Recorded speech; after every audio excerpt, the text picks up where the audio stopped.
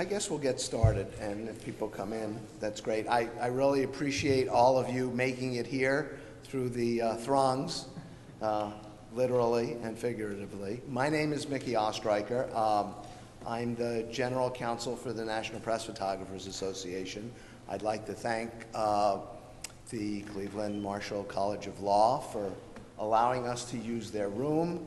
We're doing this in conjunction with the Society of Professional Journalists, the Cleveland chapter, the Reporters Committee for Freedom of the Press, and it's sponsored by SDX, which is the foundation of the Society of Professional Journalists. And we're going to be talking about the rights and limitations of the public and the media to film police officers. So one of the things I'd really like you to do after I do introductions, I don't think you'll have any questions about those, but please feel free to raise your hand. We're not going to wait till the end. I find it's pretty much more engaging to have the audience ask questions about things that are concerned to them.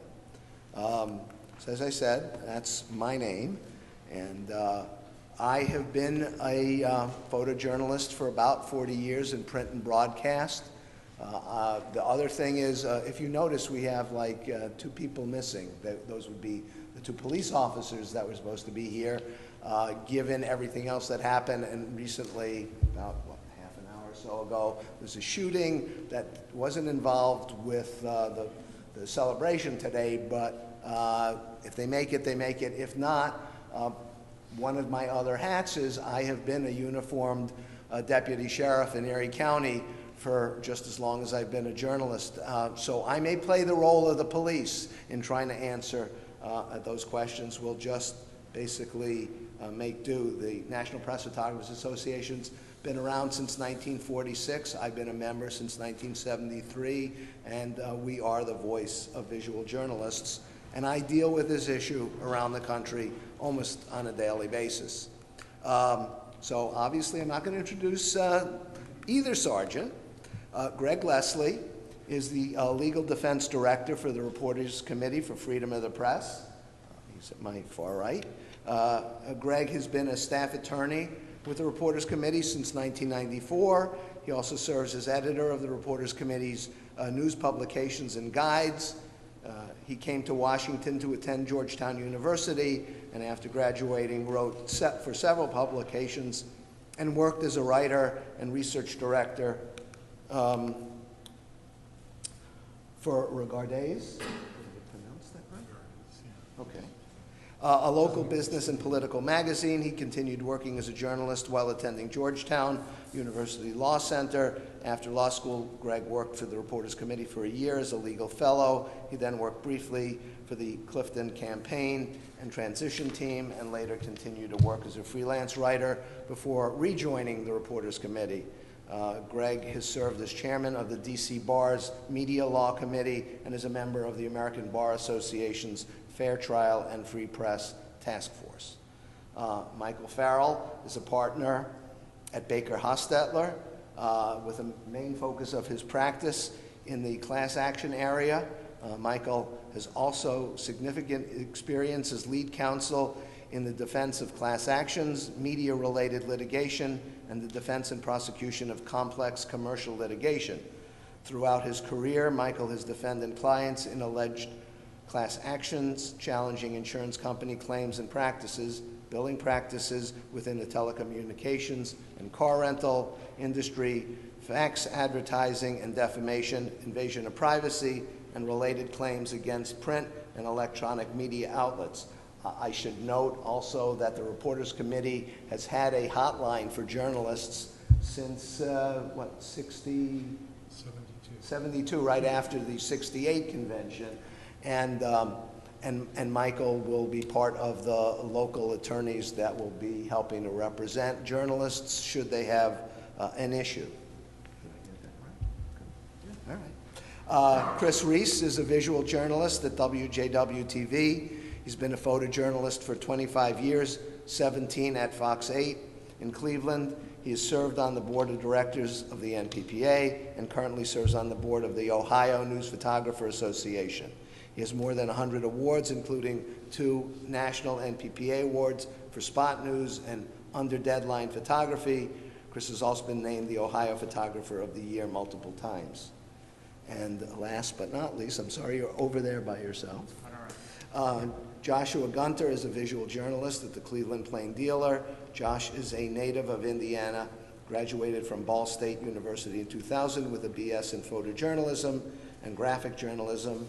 After completing an internship at the Plain Dealer in the summer of 2000, he was hired as a full-time staff photojournalist in 2002. With the Plain Dealer, Josh has the opportunity to cover international stories, including Hurricane Katrina, the 2006 Winter Olympics in Torino, Cleveland professional sports.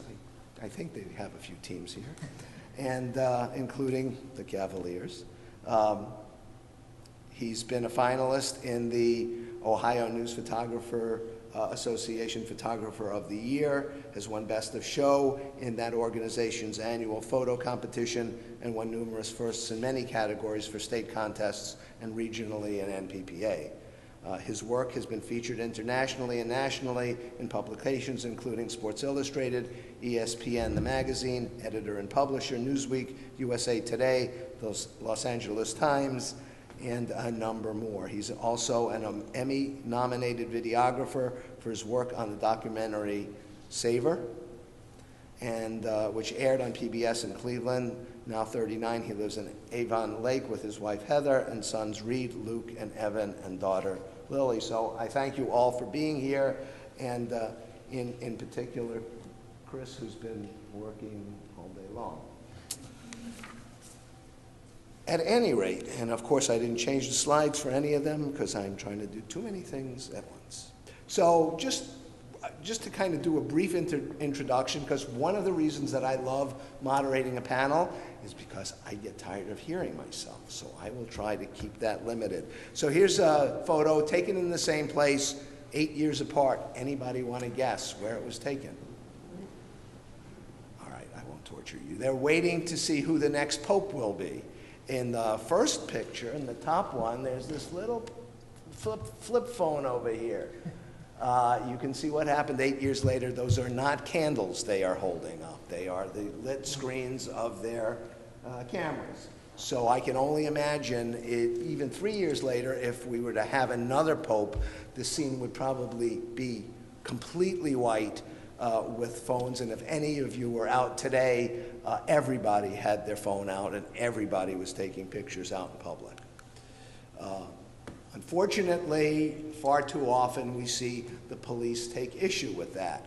But when I do training with them, and I just did 4 sessions with them yesterday, and I'm going to do another 4 tomorrow in terms of the exact same topic, it's whack-a-mole for them.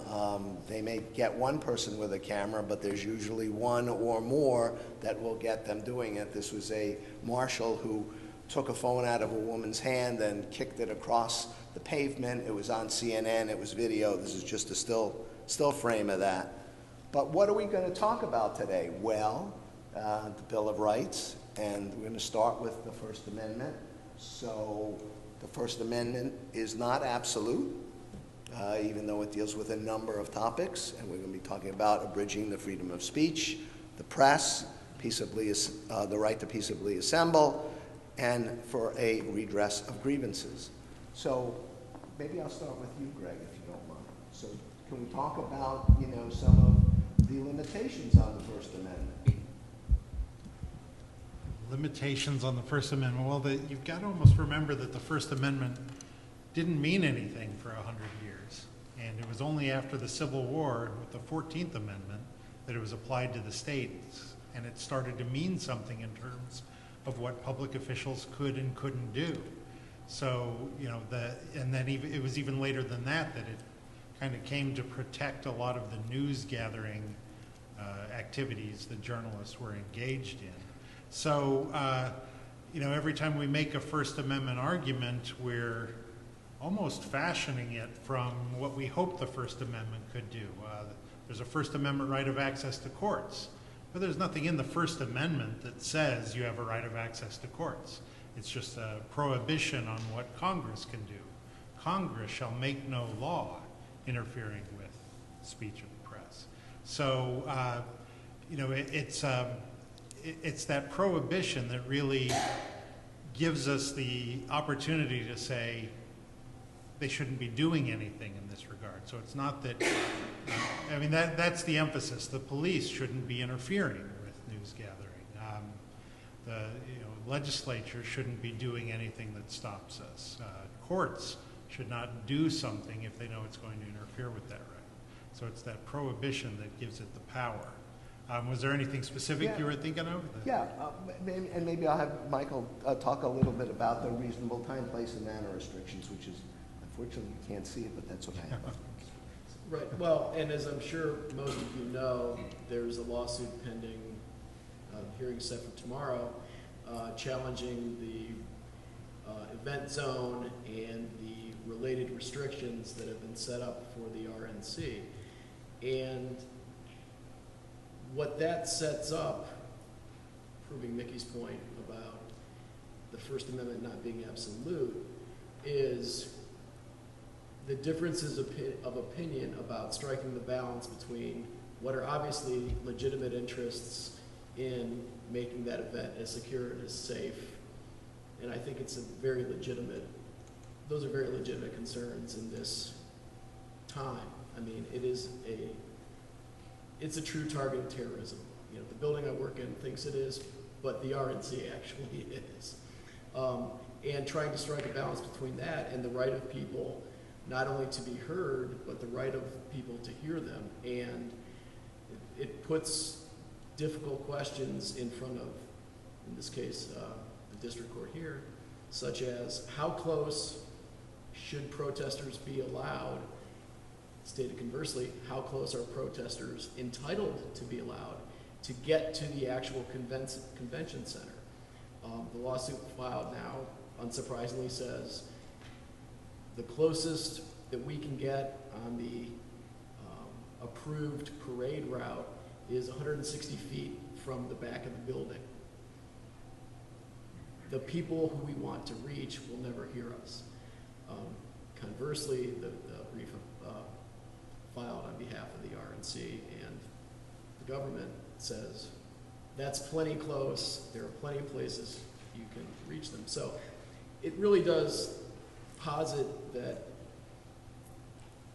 the conflict between, as Greg said, it's not absolute, but the government shouldn't be taking actions that have the practical effect of preventing people from saying what they want to say and reaching the people they want to reach. And conversely, and I think this gets lost sometimes, there's a right of people to receive that information as well. And again, but those are, what's reasonable. There are 2 briefs filed in federal court that I looked at earlier today, and they couldn't disagree more about what's a reasonable time, place, and manner restriction, and how far, whether the government's stated concerns are as serious as they are, and I think more directly, whether they have tailored the restrictions that they put in place as narrowly as possible to satisfy those goals. And those are not easy calls to make. In an environment where we've had Boston, we've had Paris, we've had Orlando. I'm pretty glad I'm not the judge in that case. So I don't know if that answered your question. Feel free to tell me if it no. didn't. I'm going to toss it back to Greg, and I want to kind of get the legal groundwork out of the way first, and then deal with journalists. And if people have questions about, the police, I'll try and address those as best I can. I'm kind of getting texted by them as well, and it's probably looking less and less likely that they'll be here. But Greg, the other thing I'm going to put up is, aside from the reasonable time, place, and manner restrictions, can you talk a little bit about content neutral, significant, serve a significant governmental interest and leave open alternative avenues of communication as part of that? And what we're going to try and center on, since that's what this is about, and people, I would assume, have interest, you know, the rights of people to photograph and record police performing their official duties, which is what they were out doing today and which they will be out doing during the RNC. Yeah. And so it's easier and it's more fun for lawyers when there's a specific statute that's been written out and you get to determine whether it's viewpoint neutral, because if it discriminates against certain viewpoints, it's always going to be unconstitutional. You get to determine if it's content neutral, meaning it's not judging the content of what's being said. If it is, there's a very high threshold. There's got to be a compelling interest to justify it. And so it's much more of a lawyer's endeavor when it's written out. So when you're talking about something like the right to photograph a cop, there's not much that's written out there. You know, it seems obvious to us that when you're on the street covering the news, you're in public, there are police officers everywhere. Of course you should have the right to record what police officers are doing. But as Mickey said, you know, there are instances every week where a phone is kicked away, somebody's threatened with arrest if they don't stop, or their memory card is destroyed or something. And it just happens over and over, and we keep thinking the law is going to be settled on this issue soon, that there's that you've got courts recognizing a First Amendment right to photograph the police in public. And then we saw, and I don't know if I'm jumping ahead here, Mickey, but I was going to talk a little about the Philadelphia case that kind of threw a wrench into everything. A Philadelphia judge, and of course that's where the Democratic Convention is going to be next month. A Philadelphia judge a few months ago decided that there is no right to record police unless you're critiquing or otherwise commenting on what they're doing. So if you're standing on the street and you see somebody being arrested, this judge thinks you don't have a right to record that. And that's not really what the First Amendment is about. You don't have to register a complaint and have an agenda of complaining about police to have the First Amendment right to record. I mean, we all know that some of the most useful and prominent speech about matters like this is from people who just happen to be walking by. Going all the way back to George Holliday happening to record the LA police beating up Rodney King. You know, it's just you happen to be there. And that's so many of the events of the last year or two, going back to Ferguson and other incidents where particularly young black men have been, you know, harmed by police to varying degrees. You know, those that have been recorded have been people standing by who happen to record. So, you know, there is no law saying you can't record. And so we would say the First Amendment makes it clear, well, you can't create a law that would interfere with that. And you can't just fashion what would kind of be a police officer's right of privacy not to be recorded. It just doesn't make sense. So, you know, that's kind of the landscape. We like to evaluate laws and see if they restrict the First Amendment by regulating content without being narrowly tailored, without supporting a compelling interest, so that we can strike them down. And it's just been a much more gray area, unfortunately, when there is no law and you're just being arrested by a police officer. Mike, did you want to add anything? Well, I mean, I find the Fields case, which is the Philadelphia case that Greg was talking about, I think as troubling as he does, but maybe for slightly different reasons, in that it requires a level of sort of pre-expressed intent, as I read it, which was, the judge seemed very interested in the fact that the people taking the photographs didn't say, I'm filming you so that I can publish it, as you said, to criticize your comment. And that sort of almost intent to publish or prior expressed intent to publish. I don't recall anything else that ever used that as a requirement to have a right to photograph something or write about it or film it. And I thought that was a little disturbing. And I guess that's the way I look at it, is that it's that there's that judgmental piece of it where essentially he said, you're not a journalist, that's not journalism, so you don't have a First Amendment right to do it because it's not critical, which I think is even more narrowly, because that's not even content neutral. Because I think under Fields, you wouldn't be allowed to film a police officer for the purpose of praising him either. But I just think that adds almost an editorial judgment into the court's decision. The courts usually haven't been interested in making, which is this a good piece? Will it end up in a newsworthy story? I mean, there's plenty of case law out there where the judges, I think, correctly say, you know, the courts aren't in the business of being editors. They're in the business of deciding, you know, what is and is not protected speech. And I hate to predict, but I'll be very interested to see how the Third Circuit handles that. Yeah. And it is on appeal, although I couldn't find any of the appellate briefs, could you? No, Nothing's been filed. They haven't been yet. filed, okay, that would explain. So The just briefs are due in early July, so it's coming up soon. So just to give you a little background, kind of hopefully connect some of the dots, when Greg says there really is no law, the Supreme Court has not ruled on this matter yet. And there are a number of circuit courts of appeal around the United States that have. The First Circuit says that that right is clearly established.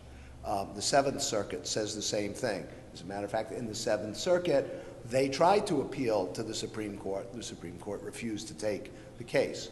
The Ninth and the 11th Circuit also have cases that say that that right exists. The Third Circuit, which is where the Fields case is, has, I think, a 2010 decision that basically said that right doesn't clearly exist, but they were talking about traffic stops in that case. So the real hope here is that because this judge is so out there, we believe, on this, in terms of, and I'd give you now the police view. The police would much rather somebody stand there, like a journalist, and not say a word, and just record what they see, not interact with them, versus yelling and screaming at them and telling them, you know, that they're jerks or calling them pigs or doing those. And that was what the judge was almost saying here, is if they had had any expressive conduct at all, it would have been protected. But because they just held up their camera, which is what the police would prefer they do, if they preferred that at all, that it's not necessarily protected. You know, one of the things that might have been good in the introduction, so I'll do it now, is, so you've been seeing this whole thing about free press, free speech, but we're talking about photography, and how does that come into play? Well, through a number of court cases, photography, video recording has been deemed to be a form of expression, and if you can't express yourself, then you don't have free speech. So that's how it's protected under the First Amendment. So let me try and bring in the two journalists that we have here. What has your experience been like, Chris, in terms of you know, dealing with being out on the street, trying to cover news stories, and you know, what's the reaction been? How are you treated? I would say on a daily basis, we don't really have big problems. I'd say by and large, we get along well with most of the Cleveland police, but there have been certainly incidents. One of the things that bothers me, and this happened a couple of years ago now with the 137 shots fired, which has become famous now. The media was made to stand across the street and up on a hill when everyday citizens were standing sometimes next to the yellow tape or inside the yellow tape with their phones, and you could see them clearly standing there recording, tweeting, Facebooking, with all that. And it always bugs me when the media has less access to a scene than the general public has, and I see that a lot, where they're more reactionary to us, even though they should have their hands full. They seem to be very aware of who we are and where we are, and we need to be as far away as possible. That's job number one. And there could be 7, 8-year-old kids riding bicycles through, and they don't seem to notice that, or people with their own phones recording, and that's okay. And there's no justification for that. You know, there is no legal argument to say that the media can be restricted more than the public. So No. those are problems. No, and Well, in fact, I'm sorry, go ahead. no, as a matter of fact, one of the things that I have been doing in training is the press doesn't have any greater right than the public, and Glick, the decision in the First Circuit, talks about the right of the public and the press as being coextensive. So the press doesn't have any greater right than the public, but they don't have any less right either. And just because they may have very long lenses, if the tape is here, that means everybody gets to come up to the tape, not the tape is here for the public and you guys get to be 2 blocks away or in a press pen or whatever. I think, you know, something that might help illustrate this, and I'm going to play a video, and this was from another case that we dealt with, and hopefully it will play. Go. Where should I go, Go Sergeant? away. Sergeant. Go away now. Sergeant, go where should I away go? now. Sergeant, I'm asking, where should I go? You just go away. I don't care where you go. Go away. Okay. Go away. Go away. Okay. Give me this. What's your name? Philip.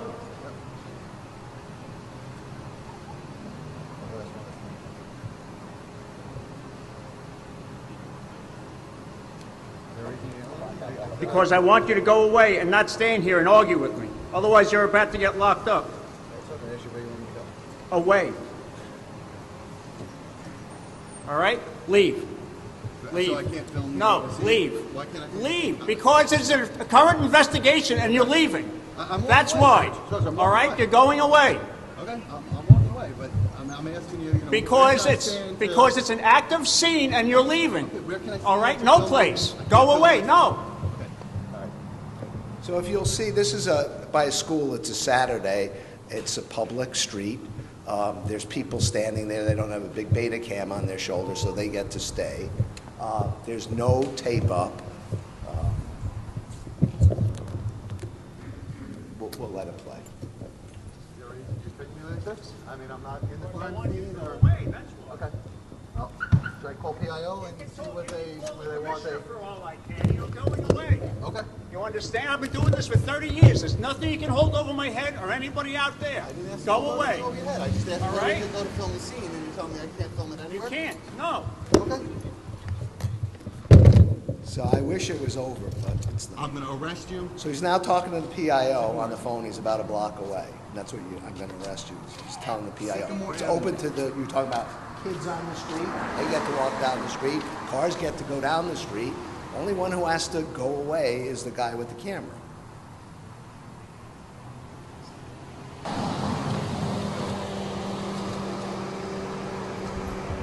Sergeant, I called PIO. They told me to go back to the Put where it the down. road's open. Put it down. Put it down. Put it down. You're under arrest. You're under arrest. Come on. So go away, as in disappear off the face of the earth, is not a reasonable time, place, and manner restriction. In this case, he was charged, the photographer, this happened on Long Island in Suffolk County. He was charged with obstruction of governmental administration, one of the, what I call catch and release charges, because you're not going to find photography in the penal code as a violation or a misdemeanor. At any rate, there was a federal civil rights lawsuit, and it cost the citizens of Suffolk County $200,000 to settle that lawsuit, because they realized that that was a problem. So that's what we mean by, you know, the press doesn't have any greater right, but it doesn't have any less right either. What's your experience been, Josh? For the most part, we've had the staff at the Plain Dealer, we've had a pretty decent relationship, I would say, with the Cleveland Police. I mean, there's been situations similar to this where we've been told to back up, or move across the street, or you can't be on this sidewalk, you have to be on that one. But I think most of the time, at least myself, I've just said okay and done my job the best I can from where they tell me to stand. They've never told me to, in a situation like this, just leave, you can't be here. So I can't really I can't really think of any situation that I've been in that has been really confrontational or anything like that. And this to either one of you, you know, any of your colleagues have had situations that you want to talk about those? I unfortunately don't know the whole story, but I do know Gus Chan, who is a photographer at the Plain Dealer, was arrested in Kent, Ohio, I think on Kent State University grounds, and I think there was some protesting going on or something that he was covering, and the police said, you can't be on this side of the street. There were people everywhere, from what I remember, and they refused. I think there was another journalist with him. But he got arrested and held for a little bit and then released, and I think everything was dropped. Yeah, I have never been arrested, thankfully, but a couple of my colleagues had been. It was in smaller markets I worked in before I got here where we had more of the troubles. And I would say we probably have more troubles with some of the smaller outlying communities. We have a lot of trouble in Jefferson, Ashtabula, and in Portage County, where you just said that's probably two of our biggest problem areas, and not as much with CPD. Even though, for as many dealings as we have with CPD, probably not nearly as many problems, but there have been some for sure. I hope not jumping ahead here, but when they have situations like this, what bothers me the most about this, even when there's a lawsuit that the taxpayers pay for at the end, there's really no repercussions for that individual officer, almost never. And to me, that just, there's no reason for them to stop their behavior ever if there's never any repercussions. That's what always bothers me about this. Well, just so you know, Sergeant Milton lost, I believe, 3 vacation days. We can go on, but does anybody in the audience have any questions, any things they want to specifically address? The video you just showed, what was that man charged with? Obstruction of governmental administration. It's one of the discretionary charges that the police have. It usually goes with a disorderly conduct, disturbing the peace, loitering, trespass. There's a number of those, but obstruction of governmental administration is the catch-all. And for the most part, the charges are almost always dismissed. At one point, there were a number of laws in place preventing journalists from recording police videotaping, photographing in public. And I believe some of those have been overturned. Can you tell us the status of those laws? I can, but do you guys want? Okay, so the problem is, it's not the videotaping, it's not the photography or the videotape, as long as you're shooting silent movies. It's the audio part that becomes a problem, because there are wiretap laws that were put into place, really to deal with telephonic communication, but unfortunately, and that's the case out of the 7th Circuit, ACLU v. Alvarez, that the Supreme Court refused to hear, where people were being charged with recording the police because of the audio part. Same thing happened in Glick in Massachusetts. Again, it was against the law to surreptitiously record somebody without their permission. Those basically have pretty much gone by the wayside, and the general rule is there's no reasonable expectation of privacy when you're in a public place. It's how we distinguish public from private. When you're in your home, you have the greatest expectation of privacy.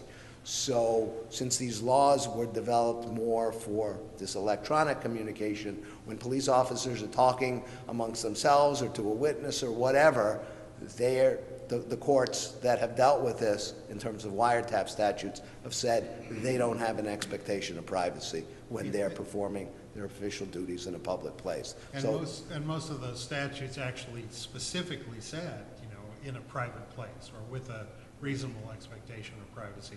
So it's not even that those statutes had to be overturned, it's that they shouldn't be applied incorrectly. And the one in Illinois actually had an extra component for recording the police, not just anybody, and if you were convicted of that crime, you could go to jail for 10 years.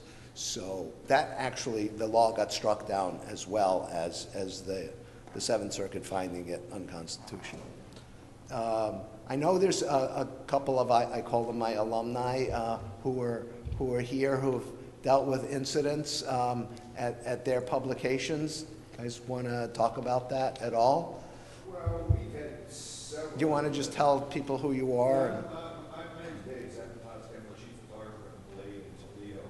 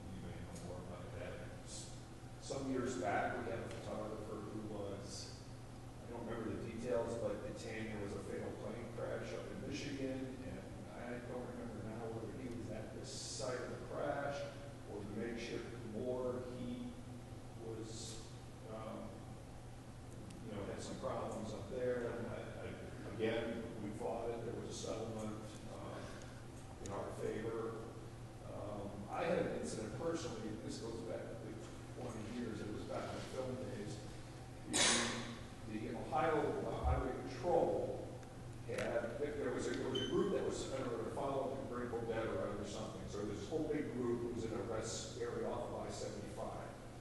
And the patrol shut it down, the people in there, they had dogs and sniffing for drugs and so forth. I went down, the trooper at the entry waved me through, knowing who I was, and as I'm shooting, another trooper tries to prevent me from shooting, gets in my face, there were, words. He took the camera, I called the paper, ultimately I left, he kept the camera, but it escalated up to his supervisor, who came to, as I recall now, came to the newspaper, apologized, there was a letter of apology, got the camera back. The trooper, I think, was on the verge of retirement and did just retire. I don't think he ended up being disciplined, if I remember correctly, but again, it was 20 plus years ago. So, and those are, 3 incidents we've had, bigger incidents. Anybody else? Okay, so. Actually, Sure. I'm one of your alumni. I'm Rural Journalism Dispatch, and I was covering the Ohio State University football celebration after the national championship win. Who was the plain dealer photographer? Was it Marvin Fong? No, this was the late night championship. Well, anyway, students filled the streets in John Kuhn. John Kuntz, the pepper spray? Yeah. He and I both had similar experiences where we were tear gas and pepper spray. And I think that what happened to us could easily happen at the RNC. And this is a situation where we are covering protesters and the police come through and want to clear the area.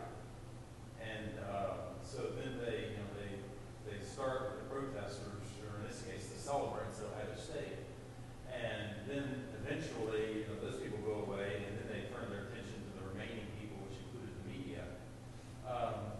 When the police clear an area, what are our rights?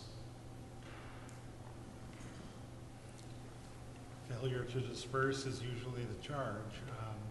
And if you disobey a lawful order of a police officer, you can be charged with a crime. That's a constant issue, because the first issue is, did they have a right to clear that area? Do they have a right to just shut down a street?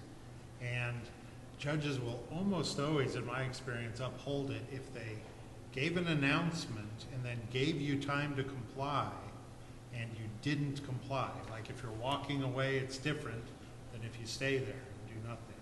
So, we always try to say the media should always be allowed to be there, even if you're clearing a block. They're covering what the state is doing with its power. And a lot of police officers will allow that. But we've seen it time and time again where, they'll just say, no, you heard the announcement, you stood there and kept filming towards us instead of backing up. And that often becomes the key. If you're backing up and you keep filming, that can often be fine. If you stand your ground, to use a term of art, there have been plenty of times when that's led to an arrest. I think Mickey and I would still try to fight that, and and have over the years, but it does happen. But I think that would be one of the times where you would likely hear, certainly from the other side, and if not from your judge, the rights of the press and the public are coexistent, and yours are no greater, and the officer, had a valid reason, or at least a plausibly valid reason for clearing that area, and having a camera or, to show you how old I am, a notepad doesn't, change the rules for whether or not you have to leave. Now, I'm sure both Greg and Mickey would agree that lots of times the decision to clear an area is more about the baby of the photographer going out with the bathwater of the rest of the crowd, or can be about that. But that can be a pretty tough thing to prove, what really motivated, a decision in a situation, like the one in Columbus, which, if I recall correctly, got a little unruly. Actually, it didn't seem to be. It's just they took over a street at midnight, and so what? They weren't breaking glass, they weren't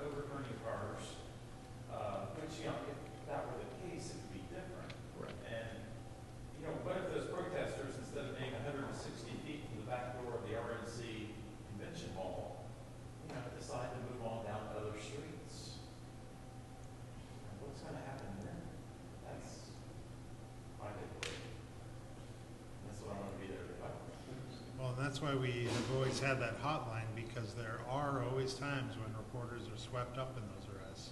And by dealing with the PIOs of the police, who we were hoping would be here tonight, you know, we can, it's that thing where you get familiar with somebody, they're often less likely to be as demanding. So if police accept the fact that, yes, reporters need to cover that kind of event, to tell people what's going on, they'll often, we've been able in the past to get a call from a reporter or photographer who's being taken to jail, and then they call our hotline. We're able to contact the PIO or another official or an assistant chief or something and get them kind of sprung before they even get processed. And that's usually half the battle. If you can just get them out of the system before they're fully immersed in it, that's good. But you know, that's the thing. It's hard to say. It's like the other areas of the law. There's no clear instructions I can give you that would keep you from getting arrested and let you cover the story. It often comes down to something as simple as if they're clearing a street and you're standing in the street, they'll charge you with blocking a public roadway.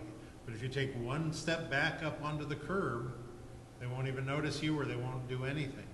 So it can be little things like that. It can be backing up instead of just standing still. You know, these are not differences in the law. They're just differences in what police get offended by, I guess.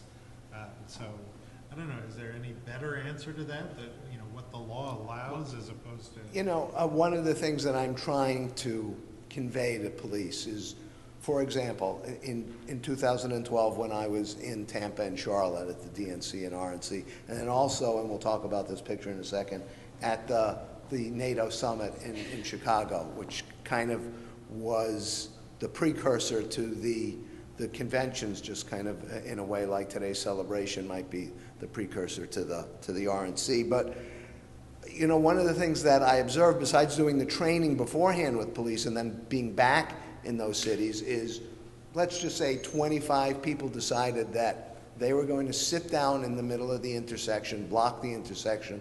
They wanted to get arrested. They wanted to perform civil disobedience, which is part of their right. But again, reasonable time, place, and manner says, hey, we got traffic, we have a city to run, you can't sit there. What would usually happen is, unfortunately, and I think this will lead into the next discussion of who's a journalist, which is really kind of everybody's problem these days, but so these protesters would sit down, 25 of them, and 200 journalists would surround them taking pictures. I mean, and I'm not exaggerating, that the journalists usually outnumbered the protesters in most of the altercations that occurred. So when the police would say, all right, if you sit there, you need to disperse, you need to clear the street, they would allow the photographers, they would, you know, kind of give them a little time, shoot your pictures, but if they weren't up on the sidewalk and out of the street, they were getting arrested with the protesters. And that was the reasonable time, place, and manner. Take a few steps back, get up on the sidewalk, out of the street, you're not blocking traffic. We're good with that, you know, because one of the things that I tell journalists all the time is that there are no good photographs to be had with your hands cuffed behind your back in the back of a patrol car. It's pretty much that simple. So you really want to avoid that from happening. Sometimes, although that'll give other photographers a good photo op. Yeah. Sometimes it happens just like that. So this is Joshua Lott. He's a Getty photographer. He was the only journalist that was arrested in those 3 cities. That was kind of my goal. After 2008, we had a number of journalists arrested in Denver and St. Paul at those conventions, and it cost those cities $100,000 and $200,000 respectively to settle those lawsuits, cost taxpayers that money. So that was my goal back then. But Josh got arrested. I got a call, the hotline got a call. I was working with one of the chiefs there. We knew about it from the hotline even before the police had Josh in the system, but she called me back about 20 minutes later to say, yeah, he's being charged with mob action, which is a felony. And I'm like, Chief, really? You know, because photographers always start riots. And she said, let me see what I could do. And this is really the way we try and work, is by having that interaction and somebody to talk to. Another 20 minutes went by. She said, we reduced it to disorderly conduct. And then she told us where Josh was, and I went with a local attorney, just like Mike is the local attorney here, local attorney in Chicago, and we were able to get him out of jail. Charges eventually got dismissed. My personal opinion, having met with Josh, having seen him over the years, this was more of a case of photographing while black. I mean, it's about as simple as that, because the Chicago police, for the most part, even though it was unseasonably hot in May, it was over 90 degrees, they were standing out there in their turtle suits, they did exercise very considerable restraint, given their reputation. For those old enough to remember the '68 conventions, where it was deemed a police riot.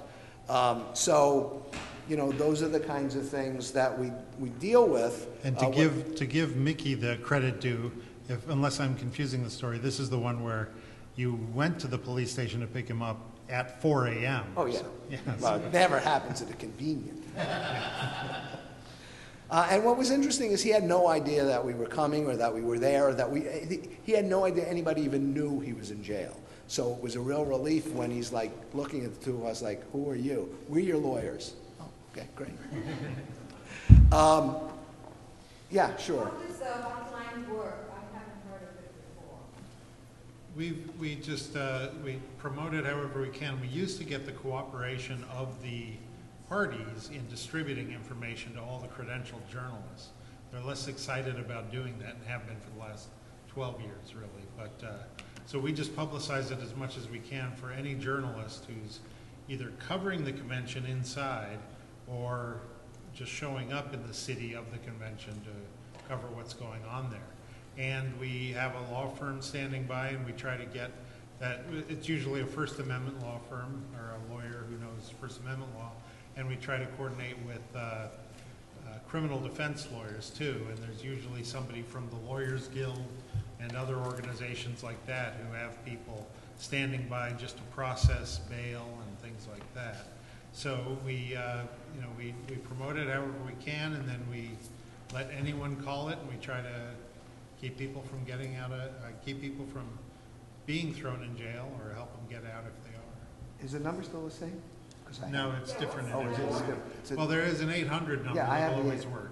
Okay. Yeah, All right, so it's 800, operator standing by, 800-336-4243. I will make a very strong suggestion. Don't put the number in your cell phone. If you get arrested, you won't have access to it. Don't put the number in your wallet. You won't have access to it. Write the number in magic marker or indelible ink on your arm. I don't think they'll be taking your arm. So hopefully they won't. So, yeah. Now, who funds this hotline? Well, we just run it. The Reporters Committee for Freedom of the Press in Washington. We run it, yeah. And I've, been giving our We have members, volunteer local. and I give local members my cell phone, so. And it's just for the convention, sorry. This is only for the convention, or this is a 24/7 thing? We always run a hotline, but then we have special services set up during the convention. Okay, but this is throughout the year, whenever there's an issue. You've had a question for a while, and I'm sorry for ignoring you. Going back to the video before, you said that the photographer was on public property. Is public property considered all city streets and sidewalks, or are there occasions where you're going to run into, as a journalist, where you're going to run into that private You want to talk about traditional public Is there any forum? hard and fast rules on that? Which case are you talking about first? Anyone's, just, talk about traditional public forum versus private forum. Yeah, I mean, there are obvious examples of a public street being, public property, but it's reserved for a specific purpose, so you can't just walk down the street. So yeah, there are other places that are called limited purpose, public forums. It does get a little messed up, but a public park where people can freely walk will be the best example of something where you should have full rights to do anything in public. If you're, a sidewalk is a public area, but If you're blocking people from walking down it, they can, you know, if you're truly interfering with the purpose of that public property, police can stop you. And that's the biggest thing about streets. Yes, that's public property too, but police will always arrest you for being in the street and not moving, because it's public property, but it's reserved for a specific purpose. The analysis of you know, what is and isn't a public forum gets very complex. You know, a convention center that has some municipal funding may or may not be. The sidewalk out in front of it that's on property owned by the convention center may or may not be. It can get very complex in a sense, but you know, a sidewalk and a park are the two best examples of something that should always be considered a public forum, and everything else can get a little dicey in figuring it out. And you want to talk about the malls and what you have to deal with there, or did you have something else you wanted? No, I'm asking. Well, I was going to say schools is a big one that we often run into. Like, let's say there's a bomb threat or something going on in a high school or something somewhere, and we go there, and many schools have a sidewalk, you know, running along the street like any other place would. And I would challenge anyone to try and stand on that sidewalk and shoot video or pictures during any kind of incident like that. You will be thrown off by the cops or the security of the school. And 99% of the time, every city I've worked in 5, the media just knows to stand on the other sidewalk on the other side of the street. And generally we get most of the pictures we need, but still I think that sidewalk has just become off the limits, whether it's at UH or the Cleveland Clinic or at, you know, Mentor High School, that you cannot stand on their sidewalk when something is going on. Do you want to talk a little bit about dealing with going to malls? Because that seems like it's open and public, but it's not necessarily. It is, yeah. I've been told numerous times. Can you move the microphone? I've been told numerous times, you know, that I can't even carry my cameras through malls. But from my understanding, is malls are privately owned places. They are not public spaces at all, even though they're, you know, people walking there or whatever. They're owned by private companies. You have to get special permission from whatever the owner of the mall or property is before you can carry your cameras there. The problem at the Plain Dealer that is attached to Tower City Center, you often have to carry your cameras through the mall to get to the Plain Dealer. And in the beginning, a couple of us were actually approached by Tower City security saying, "What are you doing with cameras in here?" Well, our offices are actually right up there, so we kind of have to carry them through here. So most of the time, just carrying your cameras, no one says anything to you. It's when you pick it up to your face to actually take a picture that you get approached, or Channel 8, we had a weird situation for many years. This ended a few years ago, but we had an Akron bureau in Summit Mall in Summit County, obviously. So it was one of the stores right in the front, and so we were a tenant. We were inside there, and we did business there every day.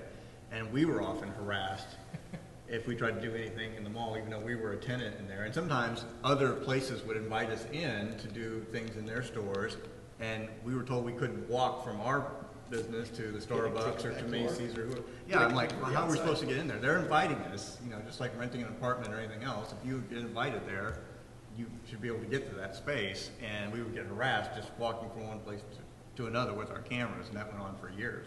Well, and you know, this is another interesting example of the two shots of the Vatican you showed, which is, how many people do you think took pictures with their cell phones at Tower City today?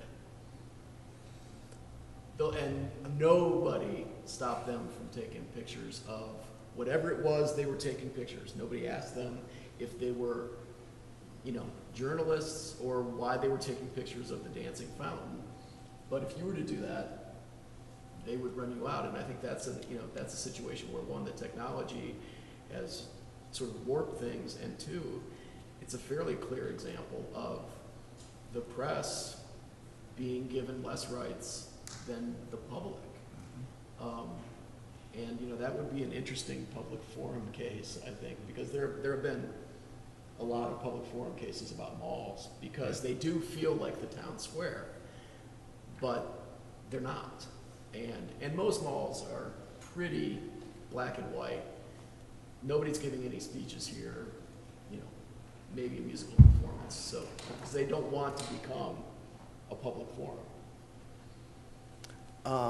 Hang on, your question first. Technology question with visual journalism. What are the rules that are coming about using drones? We could just do a whole night on that. And so the question was, you know, the use of drones. I've been dealing with drones, the use of drones for news gathering now probably for about 5 years, really, when the word drones was all we thought of was, you know, predators and reapers and things that carried arms and killed people overseas.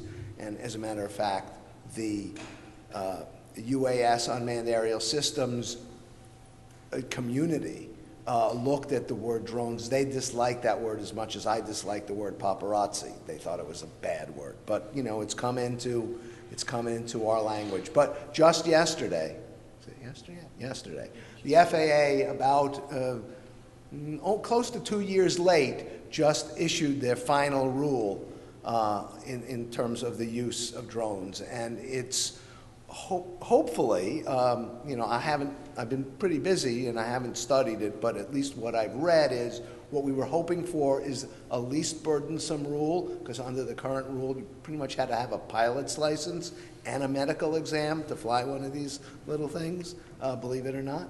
And that's not required anymore. So it doesn't take effect until August. So I think you're going to see more and more of them. I was very surprised that I didn't see somebody put one up today. I mean, given everything. I did. I saw one. There was one on Sinclair, just on the other side of 9th Street. So it was. I happened to see it at about 11:30. It was up about 100 feet in the air, and that was the only one I saw, and it wasn't there long. The one thing you should know is that even with the new, less restrictive rules, they still do say you can't fly over people that are not involved in the flight. So if you were standing in a place by yourself and you put one up and it was over your head, that would be fine. And that might actually work, and we've talked about that for news gathering. We call it 10-pole flying. You basically just go straight up, it's over you, you get your little aerial and you bring it back down. But the FAA, I'm sure, would not take too kindly to somebody flying one over a crowd of 1 million people. But stay tuned, there'll be more developments. Did anybody else want to address that?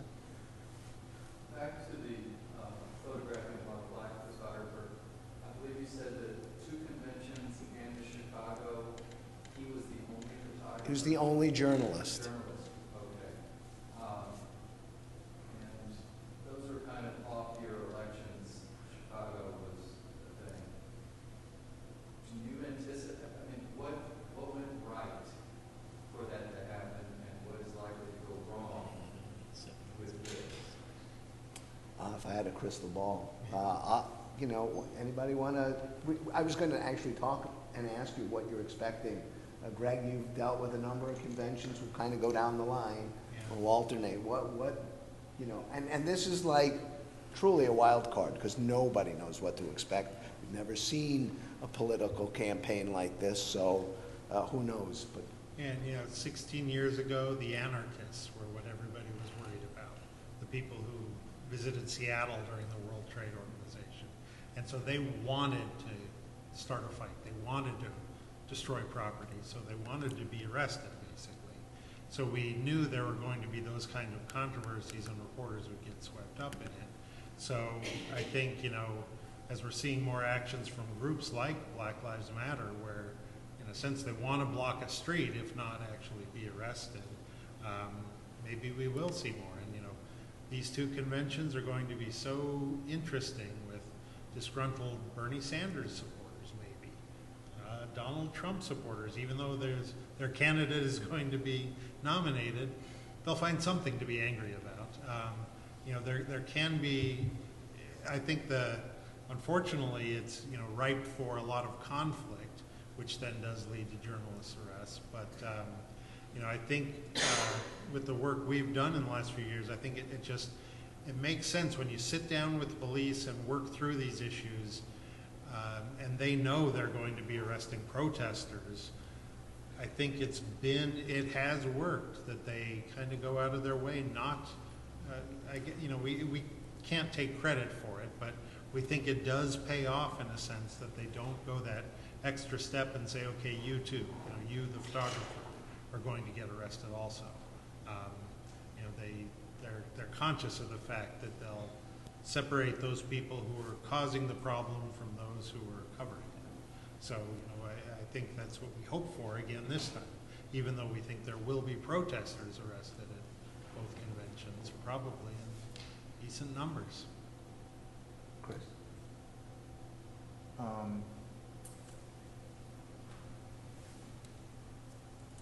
What are you expecting? Or do you have any preconceived notions about? I guess I do agree with the, protesters are going to get arrested. I mean, everything I've seen leading up to this leads me to believe that. I'm not sure, there's so many wild cards in this whole thing, I'm not sure what to expect. An interesting thing though, I don't know if this is going to mean anything or not, but we've been doing all these preview stories on this, and in renting out properties, the biggest real estate company is called Remax around here, and they rent out 90% of the properties within 30 miles of the city, and they say they're nowhere near what it was in the last couple of conventions. Now that means one of two things: either not nearly as many people are coming here as come to the last few conventions, or they're waiting for the very last second to do it. So I don't know what that means, if just the big money people aren't coming into town, or a lot fewer people altogether are coming into this convention. I'm not sure what that's going to mean, but it was interesting to hear that. I share Greg's fear or assessment that, you're ripe for scuffles, property damage type protests, people who want to get arrested. But I guess what gives me cause for optimism is we're not the only ones who have seen what we've all seen on television, and I think the folks in charge are very aware of that possibility, and it's my hope and maybe even expectation that they're maybe more ready for it than in previous things. And I do think there's a genuine hope to avoid videos like the ones that, some of the ones we've seen, because, that doesn't end well for anybody. And hopefully, they'll try to avoid, because, and one of the, we were chatting earlier, what's interesting is the futility of chasing the profession, or the person with the big camera off the street. You just can't get rid of all of the cameras because everybody has one. I mean, there's probably not a single person in this room who doesn't have a camera with them. I mean, unless you have an old flip phone. Josh, what's your expectation for? I'm actually, and I'm not kidding, I'm actually more concerned about being restricted inside the Republican National Convention than outside. Strictly because of what I've heard from, Trump trying to control the media at other venues and things like that. As far as outside, I really don't know what to expect, to be quite honest. Mickey, you've been talking to CPD. What is your impression that do they think they're? Talk to the police, got some feel for them, how they're feeling Yeah. about stuff. They very much like the police in all the other three cities, previous ones. They don't want to look bad. They realize the whole world will be watching, and the last thing they want to be seen as is heavy-handed. And they realize not only, do they have, Cleveland is one of the cities that they have body cams, and they've been using them. But they realize that everybody has a camera as well. And, for the most part, from what I've seen, the older officers look at somebody with a camera as a challenge to their authority. You can't take my picture because I said so. That's pretty much, again, in my training, it's because I said so works for your mother. That's about the only person it works for, because a police officer cannot order you to do or not do something without some basis in law. And just because it comes out of their mouth doesn't make it a law. So that's something that's very difficult for some of them who have been policing that way to grasp. The younger officers that I have dealt with, it's like they grew up on cameras, they're used to everybody having a camera, they could care less. And the training that I've been doing this way and working with the International Association of Chiefs of Police is the fact that you just go about doing your job the way you're supposed to. And if people want to record, the only way, the recording itself, the act of recording, does not constitute interference. Somebody has to materially interfere with an officer performing his duty. And officers have tried to say, well, it's a distraction having a camera. It's like, hey, there are cameras everywhere, so kind of get used to it. So I'm hoping that both here and Philadelphia, they kind of live up, put their money where their mouth is, and they do that. I would be very happy to be like the Maytag repairman of the phone doesn't ring, nobody calls, I just get to do what I did today, which is kind of walk around and observe things and see how they're going. I'm sure Greg, who's going to be present here and in Philadelphia as well, is equally as bored. And the other variable that you throw in at the conventions is, as Mickey and I 4 years ago were talking to police, we realized we could hear from police what the Secret Service was telling them, but we could never get through to the Secret Service, and ultimately they're in charge, and they're telling the police a lot of what they have to do, and they're providing a lot of money for that militarization almost of the officers. And I think that's starting to ebb now. I would say 4 and 8 years ago, well, 8 years ago especially, we were at the height of the point where you looked, when you saw the police, you thought you were facing a riot squad. I mean, you were basically. I mean, they were fully, what do you call it, turtled up or whatever. And I think they've learned that just looks bad from the start. They look like thugs. And I think they've made that decision to not present that face as much. And, that can make a big difference. They will be wearing turtle suits, but they will be keeping them in reserve until, there's a situation, and then they'll move them in. Yeah, I just commenting, and there are questions, but, what Greg just said rang true with the celebration after the win Sunday night, which was what I saw, which I think is very different from what I've seen before, was there were officers high-fiving celebrants, and I think the militarization and the sort of, when you start out at a 3 on the confrontation level, you get to 10 a lot quicker than if you start at 0. And when you're high-fiving somebody out of the cruiser, you're at 0.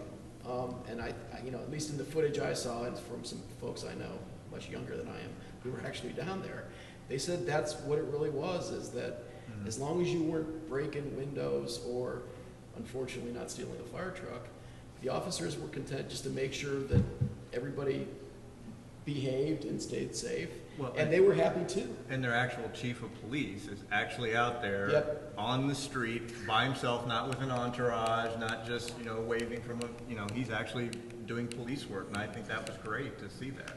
And that was true in Charlotte 4 years ago. Yeah, as a matter of fact, that's the chief of police in Charlotte. I was just thinking he brought the protesters water. They were doing everything. It's, leading from the top, leading by example. Nobody wants to misbehave in front of the boss. And in Chicago, actually, Gary McCarthy had just become the superintendent in Chicago 2 weeks before the NATO summit took place. He just recently stepped down after all the things that were happening in Chicago and the shootings there.